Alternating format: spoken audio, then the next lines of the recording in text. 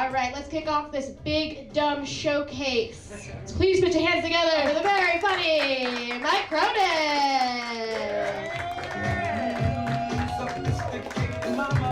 Thank you, Johanna, for setting up the mic, obviously.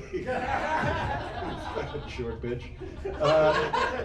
Hey, everybody, I'm Mike Cronin. I'm very likable, even though I just called a woman a bitch 2 seconds into my set. What's going to happen, I'm going to do some time. I'm going to bring some friends up. Then after their set, we're just going to riff about, one of their jokes or whatever. Who cares? 2 quick notes. I am bad at improv and hosting. So this is going to be fun. Well, it's not like we don't try, but think about it every night. Don't let this house fall down. The Lord left long ago. It is Friday, April 25th, and I am just leaving my house. I am going to the Independent Comedy Club, which is kind of my home club here in Detroit. It is in Hamtramck, Michigan, which is as beautiful a name as a city. The Independent is rad. It's part of the Planetant Theater, which is an improv theater that has a stand-up club inside of it. It is run by 4 other comedians who are some of my good buddies who I knew before I even moved here. They're running their own independent shows, which were all great, and they decided to open up their own comedy club. I am doing a showcase there. I did one in January. I'm hoping to do it every few months. It's called Cronin's Big Dumb Showcase. I just bring some of my friends on, some of the funniest comics in Detroit. They do 10 minutes and then I go on after and I either talk about one of their bits or our relationship, and we just riff for a little bit, and it's a blast. You guys are in for a treat. We got a great comic coming up next. You heard him laughing in the back like a fucking jackal. One of my favorite people in the scene. Everyone, get up for Brett Solferino. All right, how we feeling? When did you meet Mike? We used to date. It was an interesting relationship, I would say. Not a healthy one, but definitely very sexually charged. After a while, me and Mike were just kind of like, even though the passion is there, I think we're incompatible. And years after that, I ran into Mike when I was hosting One Night Stands Comedy Club. I think it was my first weekend at One Night Stands. And then we just started hanging out in the green room there. I just started bullshitting there, and then just been running into Mike at shows and stuff. How was the show? Overall, it was fun. I think we had a lot of fun during the interview. I think we got some big laughs there. I come on after and we talk about our sets. Oh, all right. Well, your set. My set. I don't want to talk about my set. I don't want to talk about my set either. Other thing I had was that I think a Werner's Chuck should have got a round of applause in Detroit. Yeah. What are you in Detroit? Yeah. Yeah. My dad, we always made fun of, like, why are you so obsessed with Werner's? And then I moved here and I was like, oh, everyone is. Yeah. Like, the second you have a sniffle, you're like, I need 8 gallons of Werner's. Dude, and you'll bathe in it and drink the whole thing. Dude, it might be adrenochrome.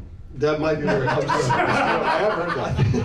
What's Mike's reputation in the scene? I have heard some salacious things about the man. I don't know if I should be saying this on camera, but I've heard that he's somewhat of an arsonist, and that's why he relocated to the Detroit area. You got anything else? Come to the Independent Comedy Club. We do shows every weekend. You can come see me, come see Mike, you can come see Brad Wenzel. We got a bunch of people. Grace Gunn, she's amazing. You should come out and hang out with her. All right, get the fuck off the stage. Hey, everyone give it up for Andy Peters.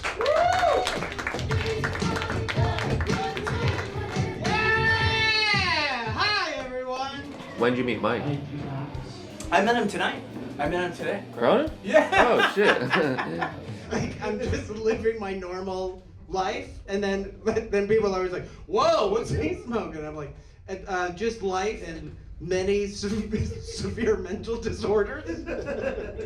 What's that? Nice shirt. Do you really know the comedy of Dave Waite? He's not famous. It's weird that 2 not famous comedians are like, we're friends with this other not famous guy. It's the worst premise for a show ever. These 2 guys, you never heard of him, you never heard of me. And wait till you get a load of this other guy you've never heard of that we're mutual friends with. But Google us. Give me a Google. Give me a Google when you get home. Andy Peters, everybody. Thank you. She's a producer here, super funny, one of my favorite people. Everyone give it up for Johanna Medranda! Put on that ratchet shit for me. I met Mike probably like 6-7 years ago. I had never met him before. I heard he was really funny. I had an extra room in my house, and so I was putting up comics all the time. He was living in Chicago at the time. He came on a weekend that I was having a house party. He like raged with us, like all the whole thing, and then at that party he met his now baby mama / fiance, who was one of my best friends. And so we were kind of intertwined on like a different level outside of stand-up. So I not only respect him as a stand-up, but also as a human. And he's become a great friend of mine, and I love him. I have to pee and I want to smoke a cigarette. Chop, chop. Jesus, hello, Johanna. One of your favorite people. Remember you said that. What? You said that in my intro. I know, yeah, I like it. No, I met my fiance at your house. You did, you dirty little slut. I did. Yeah, how's it feel that I stole your best friend? Thank you. Yeah. She was too tall. She was too tall. I was like, my neck hurt. It was a whole thing. She's got legs for days. She makes me look small. Yeah. You know, like a little turd just floating around. And she's just a gazelle. You got a good story about him? One of my favorite stories about Mike involves Chris Seamer and Ran, a couple of Cincy boys. They challenged each other to say the word pig throughout their sets. And it was like a sold out show at Trixie's Bar. They successfully each put pig or piggy in their set, and I think his was like towards the end of his set, so we didn't think he was gonna accomplish it. And I'm pretty sure like during his closer, it was like a joke about his girlfriend, which said friend, right? Something, she eats me up like a little piggy, and like we just all died in the bathroom, like no one knew what the fuck we were laughing about, like this whole thing. But I just think that story kind of like shows that no matter like what he does with his career or who he works with or whatever, like he's always down to just be a silly fucking guy. And I think that's what I love about him most. Yeah, we're having a good time. Do you feel humbled? I do feel. What do you mean humble? What the fuck? This guy plays arenas. Like, no, like, you guys don't get it. Like, he's the shit. He's one of the funniest fucking guys I know, one of the hardest working guys I know. He's got 2 kids at home and a fucking bitch of a wife, and he's fucking killing it. And he's spending this evening with us. Make a lot of noise for Wes Ward! Oh, yeah. I do not respect myself. This is very true. I feel like we did a show at Smalls together. I think it was for some sort of benefit. And we just kind of were talking and kind of like we're riffing immediately, kind of that sort of deal. It was a fun story when Mike got engaged. I got done doing a drive-in theater. I went to the engagement party after. I go, Mike, congratulations. He goes, hey, who booked that cake? And he wasn't joking. I thought it was the fucking funniest. I'm like, dude, you just got engaged. And you wondering who booked this fucking shitty drive-in theater, okay? I think about that all the time. It's fantastic. What do you think of Cronin? What's his reputation in the scene? I've never gotten the impression that he thinks that makes him better. Does that make sense? I think he just is like, yeah, I'm still a dirtball comic, just like the rest of you. I think everybody kind of feels the same way, that he's a fucking dirtball. No, he's like super nice. I don't like think that anyone thinks he's any different from doing all of that. He's really funny. Like, he's a good comic. Like, if he was nice and not a good comedian, I wouldn't even have done this. This is dog shit. Like, making me sit in a room, it's fucking, there's no air. His reputation to me is that he's a good guy and that he's funny. I hope he blows up. Like, I think it would fucking rock if Mike blew up. Come up here and insult me, Mike. You look like a sexy woolly willy. Oh, I don't know what this is. I said sexy. Oh, thank you. Yeah. That makes me, I'm gonna start an OnlyFans and call myself a sexy willy willy. Let's talk about how much that show sucked. Oh, that was a dog shit show. It was in a, what was that? It was a strip mall that had a dispensary, a bakery, and a tax place. It's a rather like convenience store. Yeah, a little convenience And then store. Yeah, it was like a one-stop shop for abandoning your family. You could get your get a entire haircut, change your identity, get the fuck out of town. And then we were just sitting there like, we're not getting paid for this the whole time. So we show up and like, we got a green room for you. And we're like, okay, that's good. And it is 2 tents in the parking lot. They said they would feed us pizza, and they gave us like 2 pizzas for 12 comics. 12 comics. So we all split crust. They oversold the room so we couldn't watch it, so we had to sit outside. Wes and I stood by the bathroom, just like 2 perverts, just watching people go to the bathroom. Oh, there was a lady though. I said, sorry, I'm just here to listen. And so I said, "Yeah." And then she goes, "You can come in if you want." I'm like, what the fuck? How did you weird me out? You got anything else? I do feel like I'm on a casting couch a little bit. I should jack off now.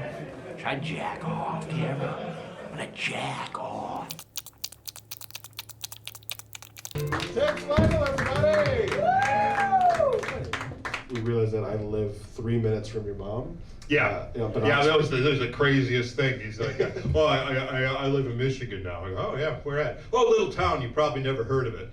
And I go, yeah, my mom's from there. I was trying so hard to hide from you that I live in a trailer park, and you. I was hiding it. Did you notice I was hiding it from them? Give it up for Brad Wenzel! When did you meet Mike, and what's his reputation in comedy? We did a show in Detroit. It was either 313, might have been when it was at Park Bar still. That might have been like 10 years ago or something. His reputation is just, you don't want to be on his bad side, and you really don't want to be on his good side. Nah, Mike's cool. You got a good Mike story? One of my favorite things is we were doing shows in the UP, and we were just in a diner just arguing about Cincinnati chili, and I was anti and he was pro. But I do think about it all the time because it was such a funny thing to be passionately talking about. I don't think chili should be sweet. And what's his take? That it's good, but it's not.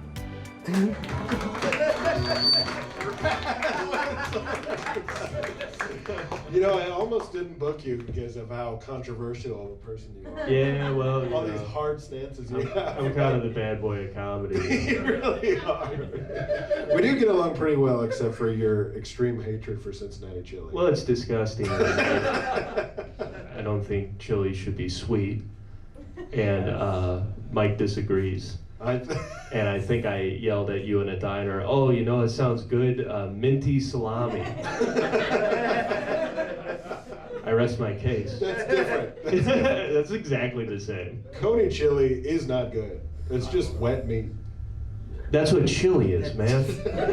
Cincinnati chili is We know it's dog shit. We're just pawning it off as its own thing. Oh. Whereas you're like, this is chili. We're selling hot dogs, and Cincinnati's selling wet slop. You know what's fucked up about Cincinnati chili is that they made ice cream with the same spices that they use to make chili. It's dark chocolate, it's cinnamon, and sweet. And people are like, yeah, this is good. Yeah, that should go in ice cream. Yeah, people are like, that sounds gross, and they eat it like, this is really good. Like, yeah, because that's what ice cream flavor. It should be. Yeah. They got that right. They just got the chili wrong before. So what you're saying is they're an ice cream company that just fucked up. 100%. 100%. Yeah. Okay. Yeah. All right, I'm getting it. Yeah. Well, it's not like we don't try. It's worth it every single night. Don't let this house fall down. The Lord left long ago. The spirits that flow mixed with the song. Hey, Lindsay, we gotta pack up the kids. Yeah. No, the arson thing got out again. Yeah, Brett wouldn't shut his fucking mouth about it. We gotta move again. I know. Oh, believe me. His house is gonna be the first to go.